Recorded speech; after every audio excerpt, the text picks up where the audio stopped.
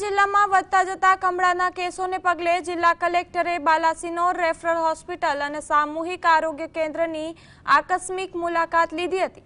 બાલાસિનોર શહેરમાં કમળાના કુલ 378 કેસ નોંધાયા છે, જેને લઈને કલેક્ટરે હોસ્પિટલના સ્પેશિયલ વોર્ડમાં જઈ દર્દીઓની મુલાકાત લીધી અને સારવાર અંગે વિગતો મેળવી હતી।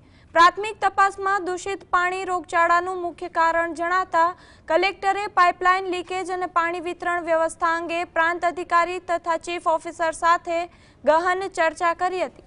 તેમણે કડક આદેશ આપ્યો છે કે નાગરિકોના સ્વાસ્થ્ય સાથે કોઈ બાંધછોડ નહીં ચલાવાય અને પાણીનું યોગ્ય ક્લોરિનેશન કર્યા બાદ જ વિતરણ કરવું, સાથે જ સમયાંતરે ક્લોરીન ટેસ્ટ કરવા અને નાગરિકોને ઉકાળેલું પાણી પીવાની અપીલ પણ કરવામાં આવી છે।